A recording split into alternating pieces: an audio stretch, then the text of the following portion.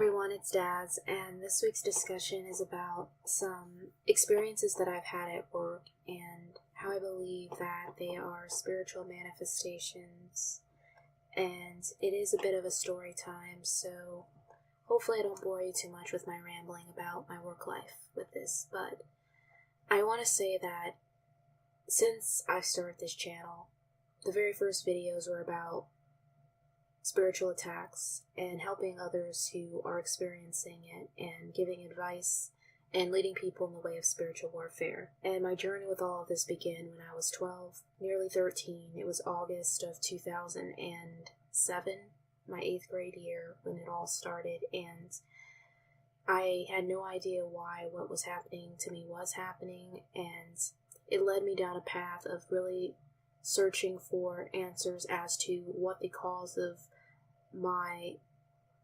experiences were, as well as trying to figure out what I do, and it really even tested my faith in trying to realize, was there any doors open, what could I do, and had it not been for those experiences, I wouldn't be where I am today or doing what I'm doing. The good news is that while I can't say I haven't been attacked, since the attacks I have at night have lessened, and I do notice a correlation between what happens to me at night and what happens to me during the day as I get older. And I would say 2 weeks ago I had these odd spiritual attacks where I wasn't able to sleep in my room because one night I awakened paralyzed to feeling like there were these hands and claws trying to snatch me out of my bed, and this odd screaming noise in my ears. I immediately prayed and I was set free, and I left my room, didn't want to sleep in it the next night. I tried to sleep in it again, and I had this experience where I dreamt about this site that I go to. It's a community meal, and I didn't have the greatest experience there. When I went there the first time, I didn't bring my own table. I split when I bring my tables and when I don't, based on if they have a table of their own I can use, just because it's heavy to lug around a table, and my job, for those who don't follow, is to set up tables and speak about community resources, as well as sign people up for the Supplemental Nutrition Assistance Program. So as I was sitting at one of their cafeteria tables, about, I'd say, an hour into my event, these men come in, and there are like 7 or 8 of them, and they have a rougher exterior, nothing too uncommon given the fact that the population I serve is usually homeless or very low income, but they had a sort of vibe about them that seemed more like they were in a gang.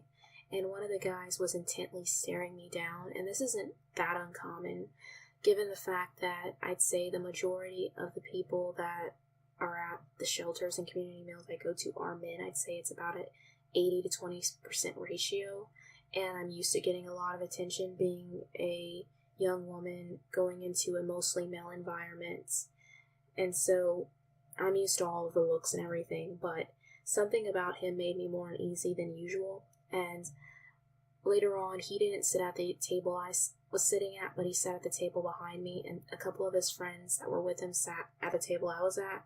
And one of the guys brought up the fact that he signed up for the program with me a couple of months ago at one of the churches that I go to. And I was like, oh yeah, I do remember that now, because, I see so many faces, sometimes I forget who I sign up and who I don't. And then the guys were for the most part talking about jail, who's been in and out of it and such. And then the guy turned to the one who had been staring at me intense and was like signaling for him to put his shirt down, and I looked and he had a gun strapped to his back, and I was freaked out by it because I felt like he could use it at any time, and him and the guys kept looking around really odd. And then I think they noticed that I was a little uneasy because the guys started making jokes because I was just writing in my journal I keep for work. He's like, is she writing everything down that we're talking about? And then they're like, do you want to know something about hustling? And I was just at that point very uneasy.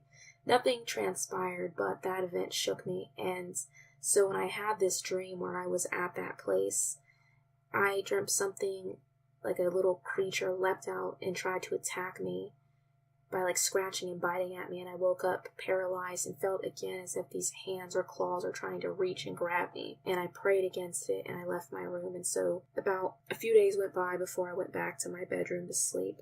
But after that, I felt like I was having some spiritual attacks, but it died down, and I noticed at work things intensified more when I went out to do outreach events. And I'm going to talk about a couple of people that are reoccurring. One I'll call Fred, the other I'll call George. With the George name, I'd like to give credit to What is the Matrix, because he referenced a George, and so I thought I'll just use that name. So with Fred, I began seeing him at community meals back in October at one place I go to every other Wednesday. And it's a 2-hour event, so I'm there for quite a while. I've seen and heard everything. I have so many crazy stories. This video would be a day long if I could go over everything that happened. But I first encountered him because, again, I forgot to bring a table. And so whenever I forget to bring a table at a community meal, they just make me sit at a cafeteria table where everyone eats, which I've learned is not the greatest idea in the world. And I usually get more traffic when I set up my own table that I bring in a corner. Plus, it's kind of a safety thing for me because I never have good experiences sitting at the table with the people around me, because people do weird things, say weird things to me and everything else. But as I was sitting there, I wasn't really getting much traffic. One lady accidentally spilled her milk on my papers. I knew it was going to be a great time from there. And Fred, he was just sitting there by me talking to himself, more like the voices in his head, and it was clear he's experiencing some kind of psychosis, whether it's from drugs or from quote-unquote mental illness or a spiritual attack. And I, for the most part, was just sitting there acting like that wasn't happening. And then he heard me answering a girl's question, and he turned to me suddenly and said hi. And then he slowly reached out his fist at me, and I realized he wanted a fist bump, so I fist bumped him back. Didn't think too much of it. And then the next day, ironically, because we do training days and service project days on the third Thursday of the month, we had a 4-hour volunteer shift at that same community kitchen that I go to. And so as I was there, I saw him again, but he wasn't really paying attention to me. And I didn't even expect him to remember me with how deep into the psychosis he was. But about the time I sat down to eat, because volunteers are invited to eat with everyone in the kitchen, he sat a table away and he looked up and he suddenly recognized me, and he smiled and he lifted up his hands as if he was praying or praising someone. And it was the oddest thing. And I thought that was weird. And I saw him again in November at the same place, and he ran up to me and fist bumped me. And then later on, I started seeing him at another location. That's another community meal / shelter that a lot of the people use for their mailing address. And I go there like the second Tuesday of the month, and he started just grinning really wide at me when he saw me there, and he actually walked up to me later on, gave me a fist bump, as well as my coworker. My manager had just started at that point. We were without a manager for a couple of months, and she just started in November, so we've had to get her up to speed with everything. And it was her first event observing, and he asked me, is everything okay? And I said, yeah. And he said, well, if it's not, he can visit some people for me. I thought that was odd, because most times when he talks, it's a lot of gibberish. And then he goes on to talk about how he has healing powers and he's going to cleanse me, and just a lot of odd things. And then I saw him again the next day, because sometimes that Tuesday event that I have, it falls right before that every other Wednesday event, so I have to see a lot of the same people the next day, which can sometimes be problematic when they act very fixated. And I saw him again the next day, and he rushed up to me, fist bumped me. He's like, I'm so glad you're here. And again, he keeps insisting that he can visit these people if they're bothering me, which I don't know who he's talking about. And obviously it has to do with whatever he believes is going on. And then the last couple of times that I saw him, it was 2 days in a row again, I actually got announced because they said I was there to do applications, and he started singing out loud and smiling really big at me. And then he was walking around waving, and he actually came up to me later on, straightened my papers, told me he was a killer. He suddenly had this new tattoo on his eyelid that he pointed to of a spider web, And he then sat at the table, and every time I looked over at him, he would just grin really wide, and it made me so uncomfortable. And the next day I saw him, he came up to me again, and those couple of times, well, he shook my hand that day, and then the next day he went back to the fist bumping thing, and again insisted that if I wasn't doing okay, he'd visit someone. So that's not the most odd thing, but still just kind of creepy, kind of uneasy about that. But one guy that really concerns me, and I call him George. So I started seeing George around back in September when I first started at the library, and he's very noticeable. He has a striking appearance. He's real thin. He's very short. I later on looked him up, and I saw he said he's about 5'5", so about the same height, but he just looks really tiny with his weight and height. And he wears a fitted leather jacket and these loose jeans that he wears so low you can see his pubic hair, the top of it. It's very striking. He has a piercing and his nose, and every time I see him, it's hard not to stare. But I thought the first time I saw him, because of his androgynous appearance, he's not into women. I honestly think he's probably bi, but later I learned he wants to look like Prince. He told me that in a conversation, but the first couple of times I saw him, he waved. The third time that I saw him, he came up to me, asked me what I was doing. I gave him the explanation of my gig. He told me he already's covered and how he gets his VA benefits, how he doesn't have any children or a wife, and how he's good, and just rambled on. Then told me he hopes that the food stamps go to people that actually need it, and not to people with a bunch of kids that are just going to be lazy and fat and have lazy and fat kids. It was a really odd conversation, and then he walked off. My fourth encounter with him was the strangest by far before the last, and with that encounter, he comes up to me at the same place that I see Fred at, the same community kitchen I go to every Wednesday. That place is just a really interesting place. It can also be a cesspool for unwanted attention. And he started again rambling on, asking me what I was doing. I explained it again to him, and then things started getting weird when he asked me about my zodiac sign. And I'm not a big fan of the zodiac. I'm not into astrology, and he seemed to know more about me being a Libra than I knew. He's an Aries, and he went on how compatible we were, how much we'd get along and such, and I was just getting weirded out more and more the more and more he talked. And he started scrolling through his phone, and he started showing me pictures of himself and asking me, don't I look good in this picture? Doesn't my hair look nice in this picture? Ain't I pretty? Blah, blah, blah, blah. And I'm just thinking, okay, just please leave me alone. And then he scrolls this one picture of himself sitting on a toilet in a thong and says, does this make his butt look big? And I was just floored by then. Then he looks at me weird, blows me a kiss, says he's an Aries ram and doesn't give a damn, and says later blue, blows me a kiss and does this weird thing and leaves. And I was just like, oh my god, I don't ever want to see him again. But of course, I ran into him last Thursday at the library. I was hoping he would not see me, but of course he did. But I was sitting at a table with a lady that I sit with at the library, and she's such a great help. And she moved us to a location which we'd get more traffic so we could help more people, but unfortunately it also attracts people like George to come over and talk. And so he talked her ear off for a good 20 minutes. And while he was talking her ear off, this other man came up and he struck up a conversation because of my necklace. And my necklace is in Hebrew, and it's my name. And my name is of Hebrew origin, and I wear it because I'm really proud of my name and what it means. And so he asked me about it, and I told him what language it was in, because he asked if it was Hebrew, and then what it read, and I told him it was my name. And then he goes on this tangent about the book of Daniel, since I'm Daniela, and I didn't think too much of it. But then he got triggered whenever I told him, because he asked me what I studied. I told him I majored in sociology.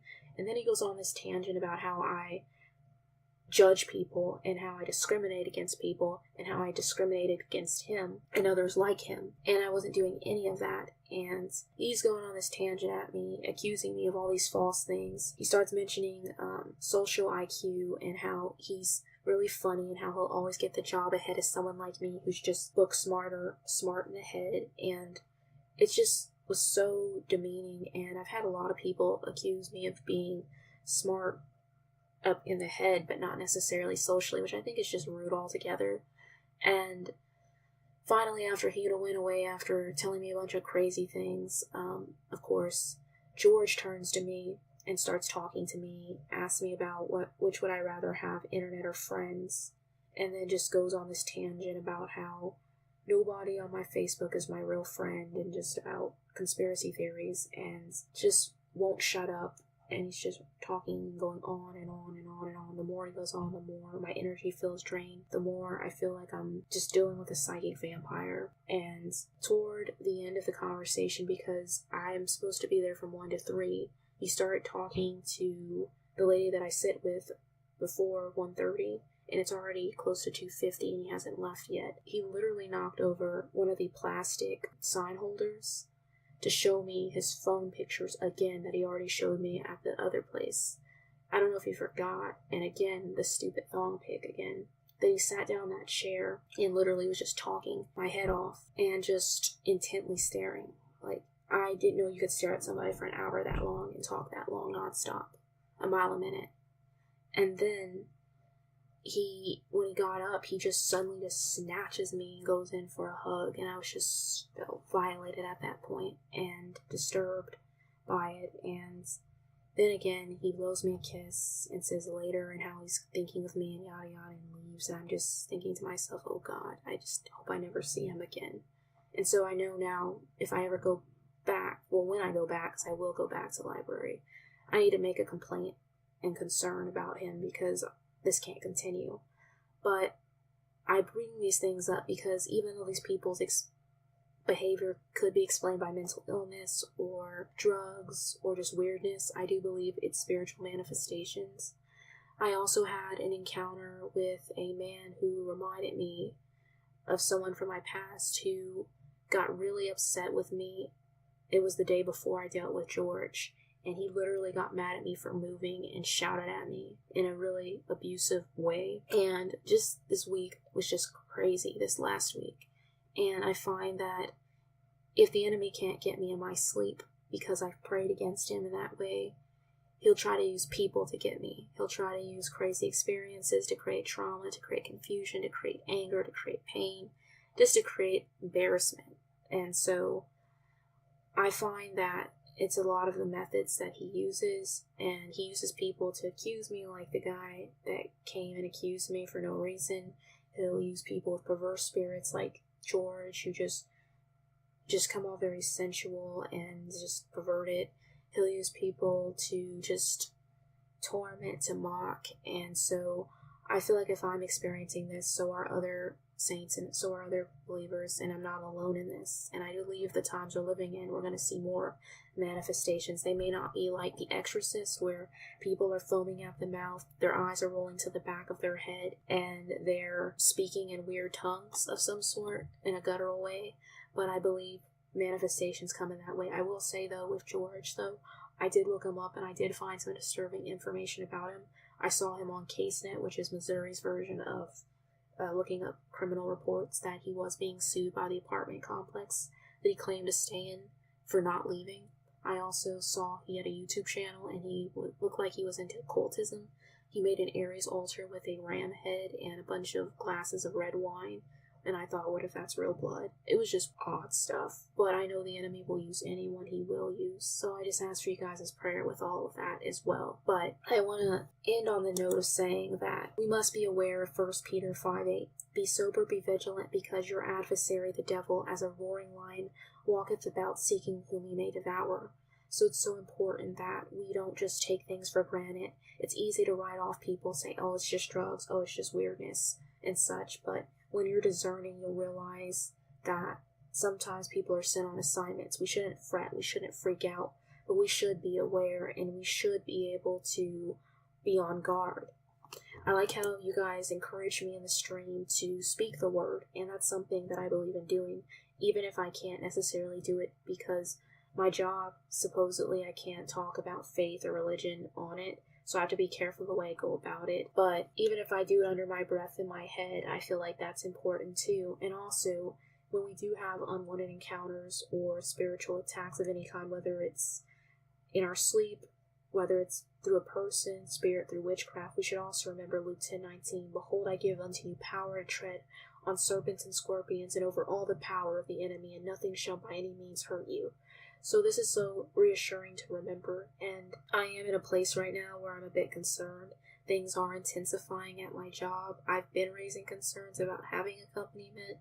I was supposed to be accompanied by my partner that I had for my state, because they paired us off by 2 of us went to Missouri, 2 of us went to Kansas, and my partner that I had from Missouri, she's leaving, so I'm going to be on my own, and I might have to take on some of her events, and so that's something I'm praying about. If it's the Lord's will for me to have a replacement, that the Most High will give me a good replacement that will come with me, or give me the strength, or calm some of these people down at some of these events, because it's just crazy the amount of unwanted attention that I get, and just the strange things that happen. And I do think, some of it is natural. Again, I understand that I'm going into environments where I am going to get a lot of attention and stuff, but I also understand some of it is just so bizarre, and the sort of individuals I'm dealing with, that I believe it's spiritual. My coworkers have heard a lot of my stories, even seen a lot of weird things when with me, and they don't happen to them at the same rate. So I do believe some of this stuff is unnatural that is happening as well, and I just pray that the Lord's hand of protection is on me throughout this job. And also I pray for anyone else who's going through similar ordeals with work or anywhere else that they're going. But I just wanted to share with you guys my sort of encounters as of lately, and how, sort of like the parasite prion virus bacteria video I did with spirits, they may not be able to get directly to me, but they'll try through individuals, and it's so important that I keep my eyes on God, keep my eyes on the Most High, and really trust in Jesus Christ, and don't allow anyone to get inside my head, no matter what kind of antics that they use. And He isn't giving me the spirit of fear, but a power, love, and a sound mind. And that's something I'm having to remind myself with all of the change occurring. So I like to know what you guys' thoughts are on this. I hope I didn't bore you or annoy you with my long rambling rant venting of my work life. And I hope that you guys all have a wonderful rest of your week. Take care, and God bless.